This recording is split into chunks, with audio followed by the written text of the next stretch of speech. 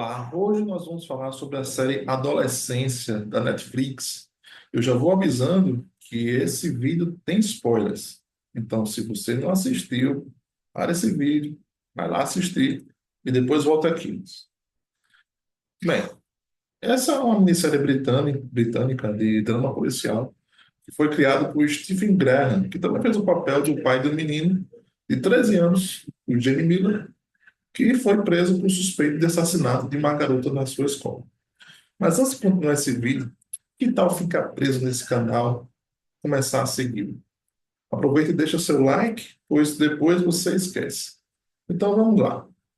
O Graham, ele se inspirou em casos reais de jovens que matam garotas.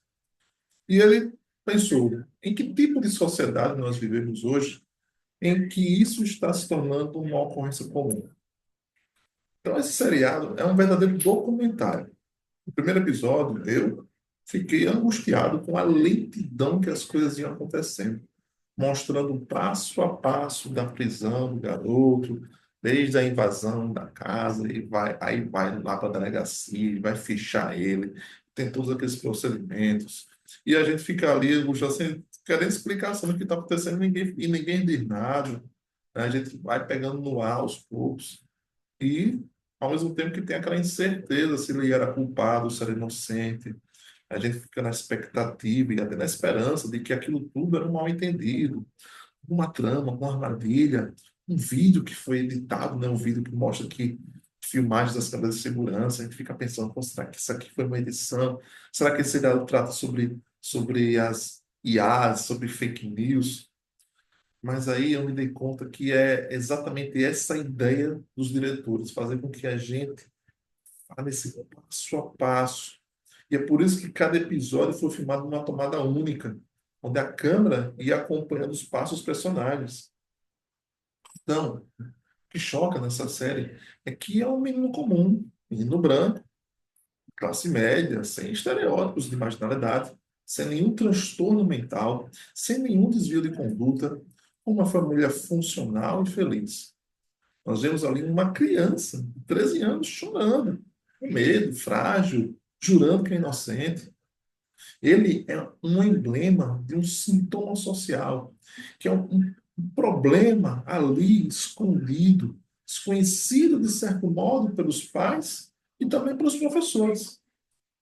Nós estamos falando aqui das redes sociais, que está aqui, mas ainda está um negócio novo, que a gente não sabe mexer direito, mas os mais jovens sabem muito mais do que a gente. Mas, mais especificamente, o que é trazido na série é o problema da misoginia, que é o ódio às mulheres. Essa seita dos incels, que é a abreviação de celibatários involuntários em inglês, cooptam meninos que se sentem excluídos, feios, magros ou gordos ou pouco atraentes, os que têm poucos recursos financeiros, os que têm baixa autoestima, os que não se sentem valorizados pelo que são e que querem ter alguma relação com as meninas ou com as mulheres, quando os incels se tornam adultos. Mas, como nem sempre conseguem esse êxito de conquistar aquela que está gostando, que está afim, né, ou pelo menos falham na maioria das vezes, muitas vezes por falta de um traquejo mesmo, ou que, assim, o jogo da vida é assim. E aí jogam a culpa nas mulheres. Nós vemos nas redes sociais muita comparação, as pessoas ficam se comparando a roupa, o carro, para onde é que vai. É, tem muita ostentação de uma rotina perfeita. Ai, acordo tal hora, faço não sei o quê, lá vai.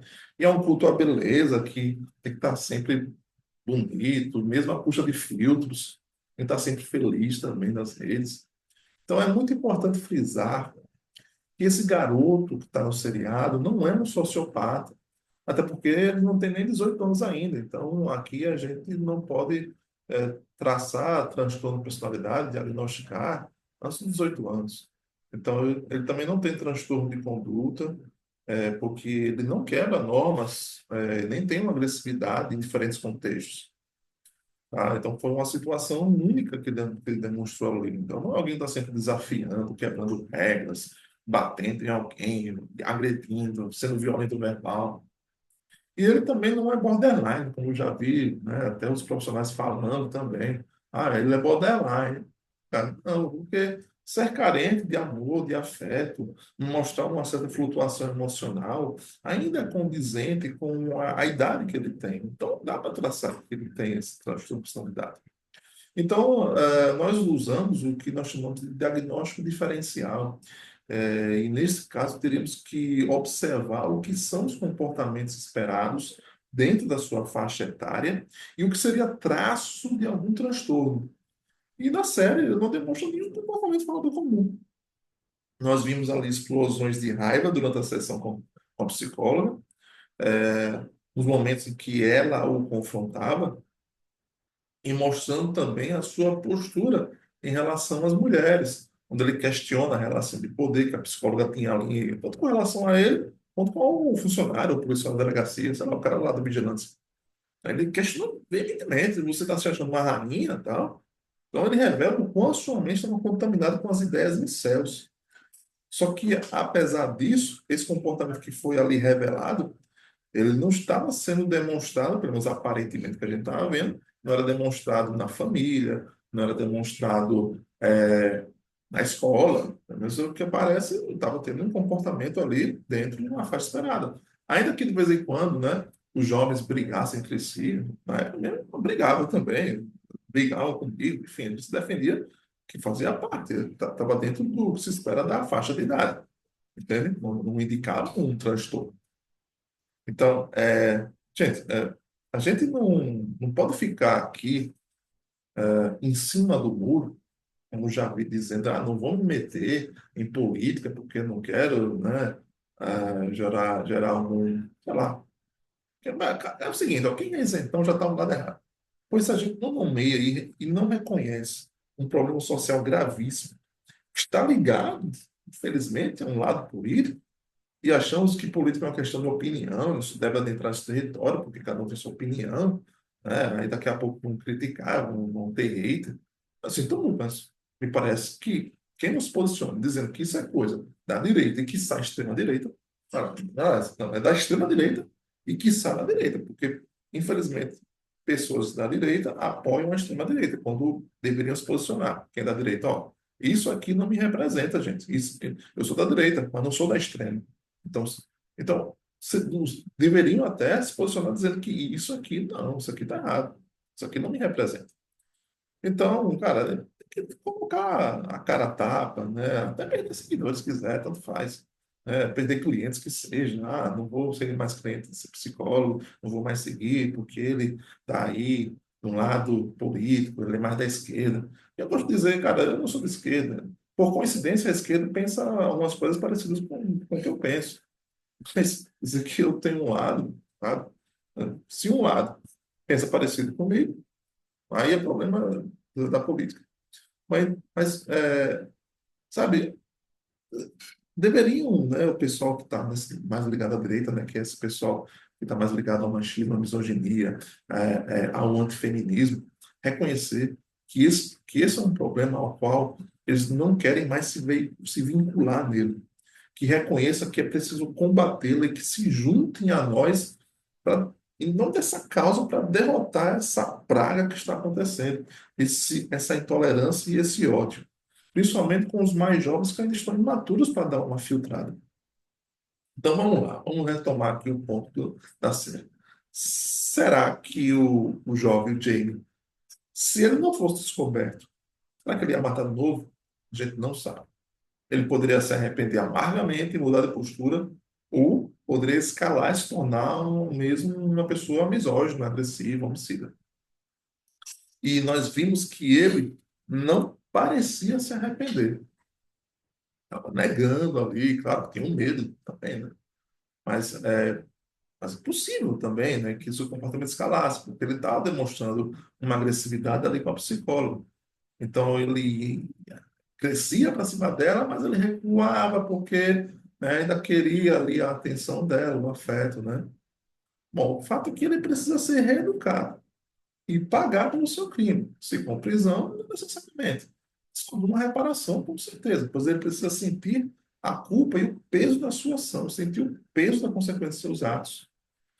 Então, de fato, ele precisa ser reeducado porque ele estava recebendo uma educação indiretamente pelas redes sociais de uma maneira de pensar equivocada. Ele não estava recebendo essa educação da escola nem dos pais, mas através do acesso que ele tinha espontaneamente a conteúdos que são atrativos, que tocam na dor dele, com argumentos que são bem, são argumentos bem, assim, como diria, bem feitos, né? Bem articulados, convencem, que são cheios de falácias para quem não é um ouvinte atento ou para quem não tem uma bagagem, um repertório, uma experiência maior. Isso me lembra, né, o pessoal preso no 8 de janeiro, né? Eu não queria voltar à política, mas às vezes a gente precisa fazer um comparativo só para entender melhor. Quem foi preso lá no 8 de janeiro, né, que fez lá a invasão, eram todos inocentes até que cometeram um crime. Todo mundo era legal, mas parece, né? Vamos botar aqui uma previsão a maioria, né? Era todo mundo pessoas, cidadãos de bem, como se diz. Trabalhadores, sem ficha criminal, nada. Mas eram todos iludidos, achando que estavam fazendo certo. Porque as suas mentalidades foram alimentadas e distorcidas por gente de má fé. E eles foram manipulados e foram descartados, entendeu? Quem os manipulava tá de boa lá. Não, não, né? Estão de boa, não. Estão respondendo. Mas sabe aquele negócio que vou manipular e vou usar vocês como bucha de canhão? E eles acreditarem que estavam fazendo certo, mas que deveriam saber que é crime. Assim é o garoto da série, que foi manipulado por ideias que pareciam coerentes e justas, mas totalmente errôneas e criminosas. E se muitos adultos caem na ideia de macho alfa, que ele é o provedor e não pode ser contrariado, e vem até um freire católico, que diz que as mulheres foram criadas por Deus para serem auxiliares dos homens, que é diabólico as mulheres quererem ser empoderadas. Imagine tudo isso, entendeu? Que aplaude, até mulher aplaude isso, acha bonitinho. Imagine tudo isso na cabecinha imatura do adolescente, saindo da infância, com seus desejos sendo frustrados, e que é mais empoderador, na opinião dele, odiar do que ficar triste. É mais interessante e mais, né, elevador aqui do meu ego eu acreditar do que ser alguém que é afetuoso, que compreende, que é tolerante. Então, o Jamie não tem tolerância à frustração. Ele não suporta o fato de que mulheres também podem debochar, fazer bullying, tripudiar, rejeitar, dizer não. Antigamente, era certo que os homens teriam mulheres. E mulher tinha quase nenhum poder de escolha. É isso que é posto. Você vai casar com isso aí e acabou. E quando casar, também só tem direito a separar. Hoje a realidade é diferente. E quem perdeu o poder, no caso os homens, não gosta de ter perdido o poder. Mas ocorre que os homens que levam fora das mulheres não estavam interessados nos afetos delas. Estavam interessados em satisfazer o seu desejo em tê-la. Mas e aí?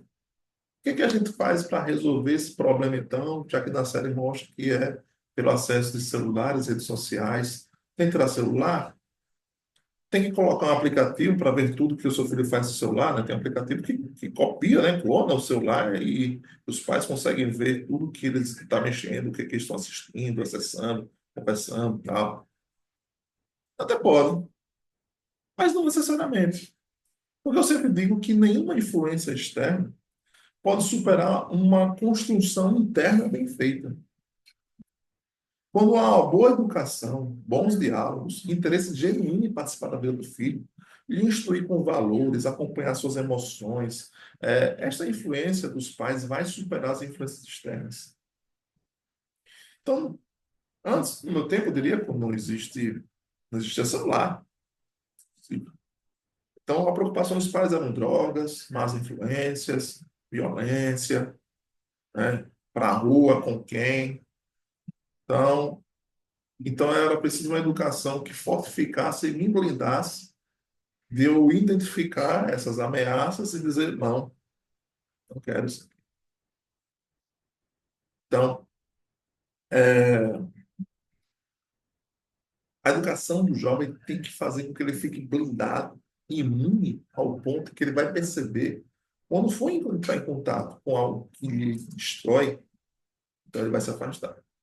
Então vai selecionar coleguinhas, vai selecionar locais para onde é que vai, conteúdos, o que lhe é oferecido, drogas e tudo mais.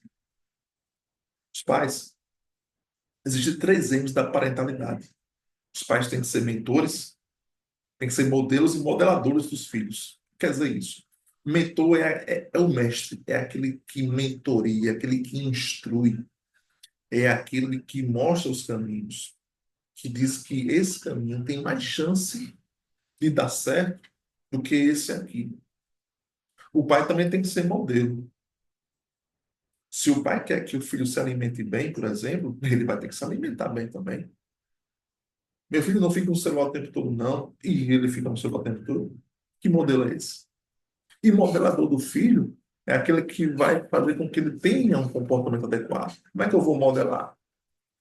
Meu filho, rotina, rotina de estudo, rotina de tarefa doméstica, rotina de sono, rotina de atividade física. Então, eu estou modelando aqui um comportamento para que você compreenda que existe um horário de acordar, um horário de ir para a escola, quando chegar, qual é, o que você vai fazer, vai tomar um banho, vai fazer um dever de casa, vai descansar um pouco, vai fazer uma atividade física, vai ver os amiguinhos, tem hora de dormir.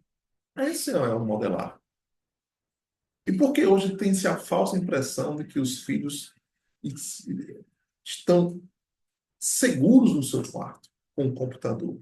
Pelo menos está aqui no quarto, está protegido do mundo, né? Mas a gente sabe que não é verdade. Não são tão seguros assim. E aí a gente, às vezes, pode colocar um aplicativo para supervisionar. É interessante, sim, que o computador não fique lá com ele trancar no quarto, acessando o que bem entender. Deixa o computador na sala de estar, com a tela voltada para quem passar ver o que tá fazendo. Isso é o ideal. Então, essa privacidade ela não é irrestrita. Mas, então, a conversa é necessária para prevenir que os filhos corram perigos. Eu achei fantástico quando o filho do investigador fala ao pai sobre os códigos da internet, das redes sociais. Então, os emojis que são falados, os verdadeiros significados das cores, dos coraçõezinhos, tudo mais, coisas que o investigador não fazia ideia. E outro ponto que deixa claro como água, que não deixa margem para interpretação sobre o que se trata a série, é quando ele cita o nome de Andrew Tate, se você está falando certo, Andrew Tate, eu acho que é assim que se fala, que é um influenciador autodenominado misógino e réu por estupro, tráfico humano e de formar grupo criminoso para explorar mulheres da Romênia. E ele tem milhões de seguidores nas redes sociais, né? Ele afirma que as mulheres são intrinsecamente preguiçosas e que não existe mulher independente. Ele fala coisas absurdamente horríveis contra as mulheres, que não uso reproduzir aqui, e que por si só seria um crime. Mas como as redes sociais apoiam a tal livre expressão desenfreada, né? Porque a livre expressão é soberana, ele está contaminando cada vez mais inocentes. E isso tudo dizendo que é em nome de Jesus, em nome de Deus. Ele também é um guru de um certo coach aí, que se candidatou à prefeitura recentemente, né? E copiou suas estratégias de marketing para dar certo e tal. Sinceramente, alguém se presta a ouvir uma só palavra sobre qualquer coisa de alguém com tamanho mau caráter. Não tem outra pessoa para se inspirar, não. Bom, nós vemos também no episódio da escola, né? Como tudo é meio bagunçado na escola, sem disciplina, os professores estão sem saber o que fazer direito, né? Vemos jovens negros que se sentem excluídos,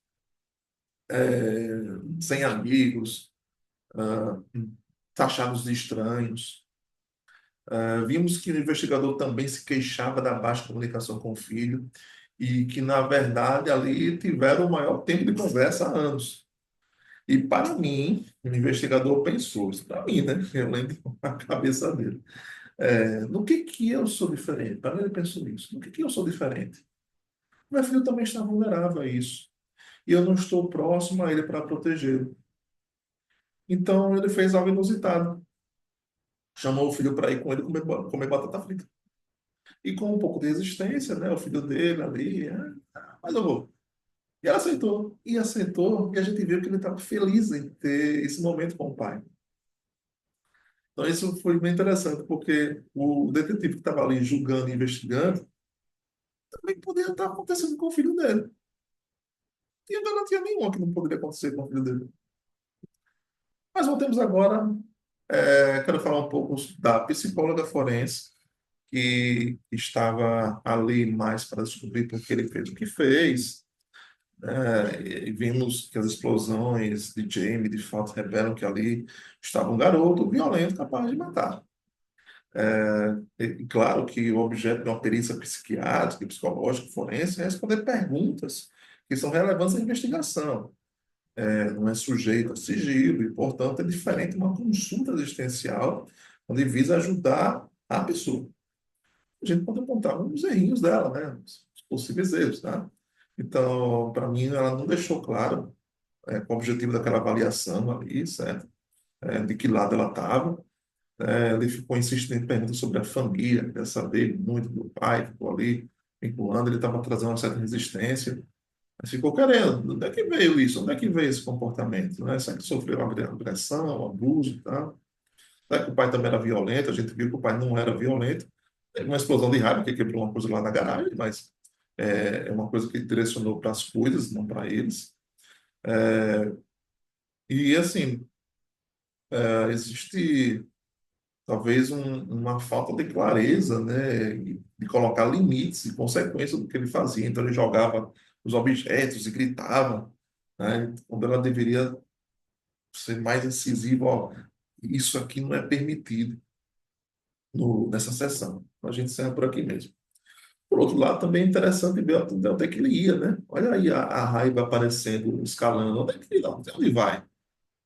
É claro que é um pouco perigoso, né? Se escalar muito, pode realmente agredir, né? Fisicamente, né? Mas tem coisas também que são bem assertivos dela, né? Então ela não recuou, a postura corporal dela foi firme, ereta, olhando nos olhos, então ela não recuou, não foi para trás, diante quando ele chegou assim junto.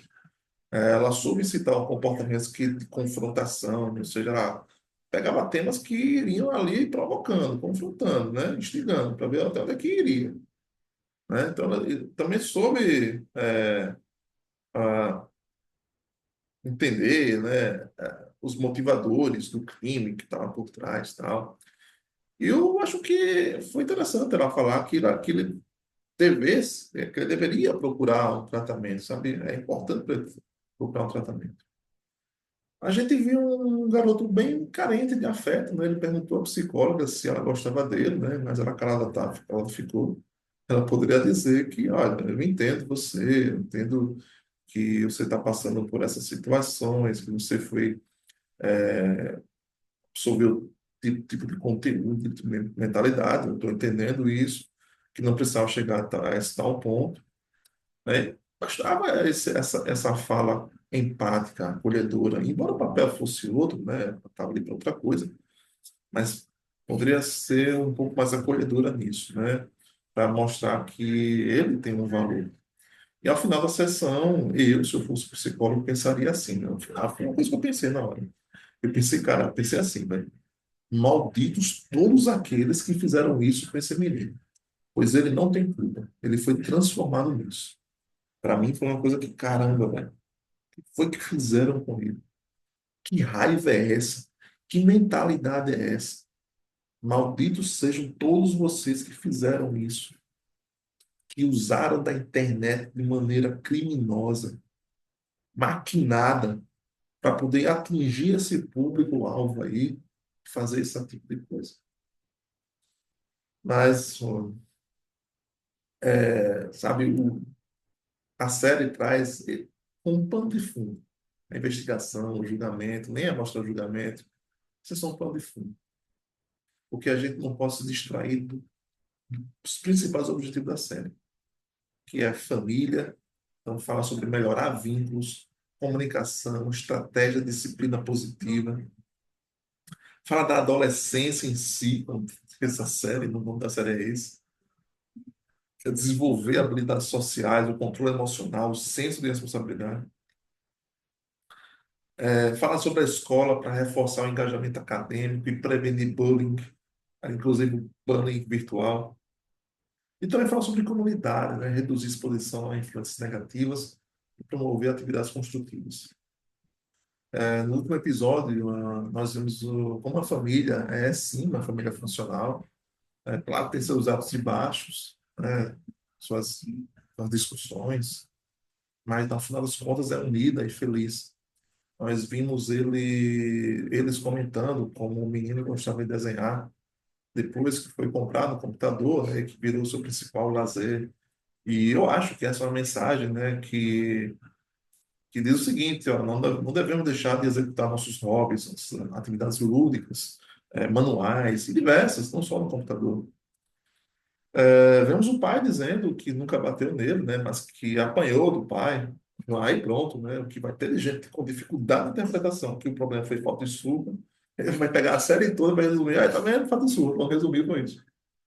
Mas o bacana é que na conversa, né, o pai e a mãe concluíram que foram bons pais, sim, mas que poderiam ter feito melhor de algum modo.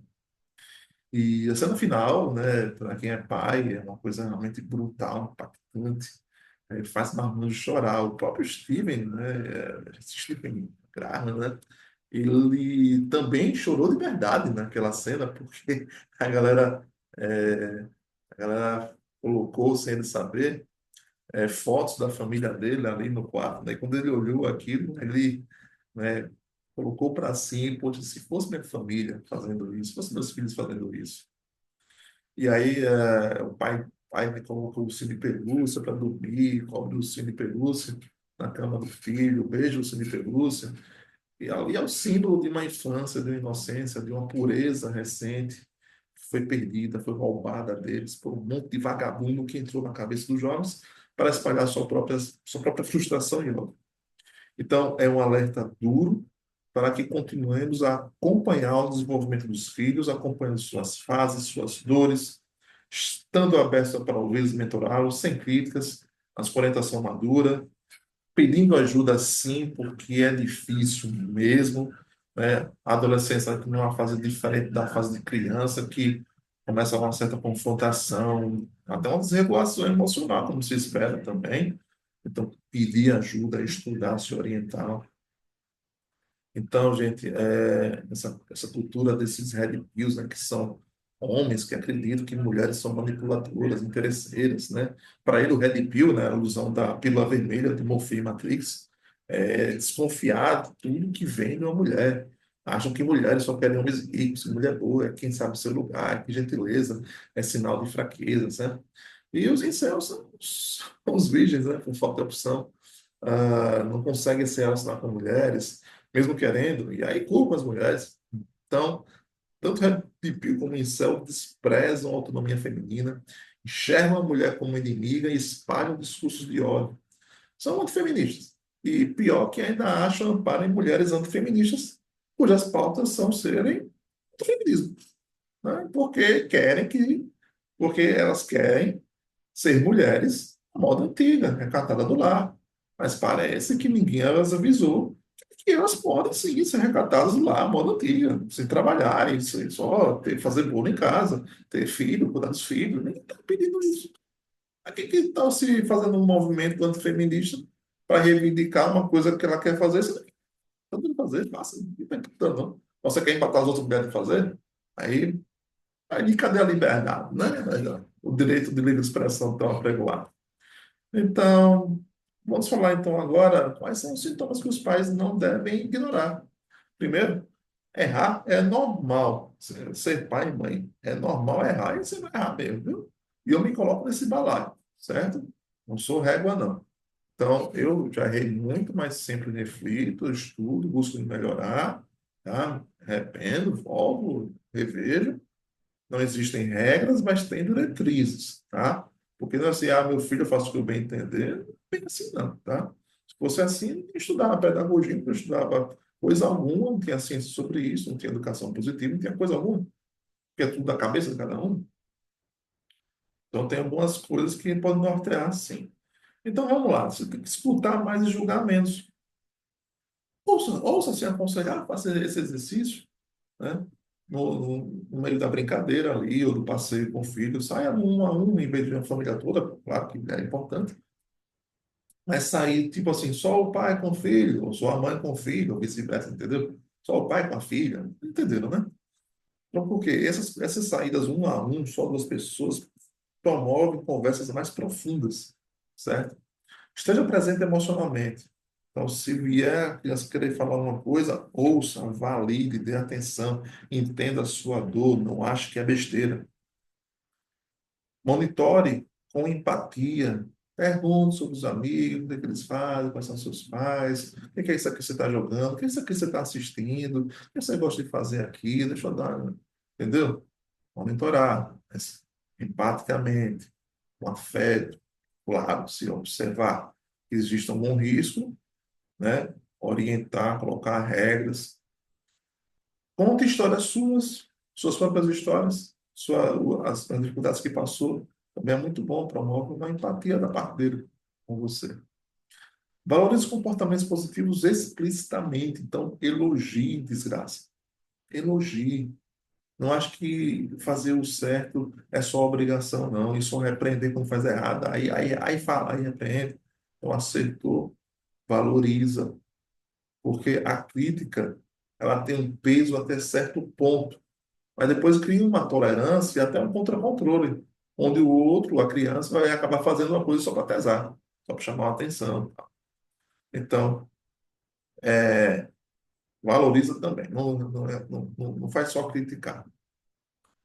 Recorra rapidamente a uma ajuda profissional, se necessário, quando você perceber um isolamento, uma agressividade, uma irritabilidade, suspeita de uso de substância, queda de rendimento escolar.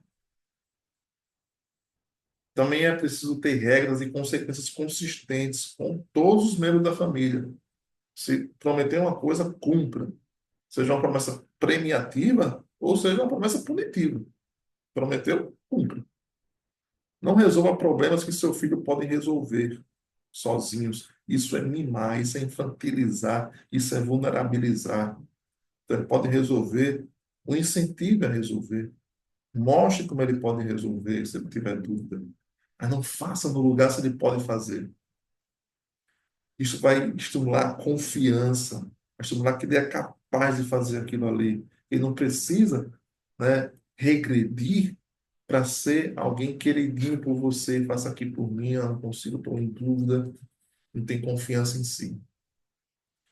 Estimule que ele pode se defender, sim, de ataques verbais ou físicos, mas não ser aquele que agride, não ser aquele que vai defender de um ataque verbal, como vai se defender com um ataque físico desproporcional. Ensinar, então, essa tolerância, é ser maior do que isso. Também é importante verificar a qualidade do sono, pois a falta de sono diminui o controle do pré-frontal, levando à impulsividade e até tentativa de suicídio. E que vemos jovens trocando noite pelo dia em jogos virtuais. Canso de ver isso. E os pais não sabem o que fazer. Não sabem? Tira o celular, tira a internet, desliga a internet, tira o modem, usa o pacote de dados, desliga o pacote de dados, tira o celular. Coloca o horário ali. Ah, mas na hora de acordar, acorda tarde. Tem o despertador. Vai lá, empurra, chama ele, levanta. Olha. Ah, mas eu fui dormir 4 da manhã. Problema seu. O horário de acordar é esse, vamos supor, 6 horas. O horário de acordar é esse aqui. Até que você se habitue, o horário de dormir e o horário de acordar é mais ou menos esse. Com uma certa flexibilidade em um ano. Uma hora, né? Mas é isso aqui. Vamos ficar entrando à noite pelo dia, jogando nas redes sociais e tudo mais, até de madrugada, até a hora que bem entende. Tá? E então é isso, gente. É isso. A adolescência, esse seriado é um sucesso porque ele fala muito sobre a nossa humanidade, fala muito sobre nós enquanto sociedade e enquanto nós, na verdade, não somos tão diferentes assim daquele menino. O ódio ou a falta de amor nosso de cada dia pode até não matar diretamente, né? Pode nos esfaquear, como ele fez. mas vai matando os outros aos poucos. Quando a psicóloga se recusou a dizer, eu gosto de você, quando ele pediu, nos lembra de que quantas vezes nós também deixamos de dizer eu gosto de você para as pessoas que nos são próximas. A incerteza de não saber se somos amados ou não nos flagela, assim como flagelou o pequeno Jamie na série. Ah, fala sobre esconder sua vulnerabilidade para se encaixar num estereótipo de masculinidade, que homem não chora, que homem é alfa, que homem é bruto, que homem é líder, e muitas vezes esconde essa fragilidade, apelando para comportamentos que não destroem apenas a si mesmos, mas os outros ao seu redor. Então, chega de discurso de ódio, chega de desrespeito, mesmo que seja apenas nas redes sociais. Porque nas redes sociais o que a gente vê tem mais haters, pessoas que quando discordam da opinião de alguém, argumentam com ofensa. Isso não é argumento, né? Ofende, agride, porque está protegido por uma tela. Só por causa disso não tem ética, não tem trato social com as pessoas. Então, pensem bem sobre isso. Espero que tenham gostado desse vídeo. Comente qual é a sua opinião e até o próximo vídeo.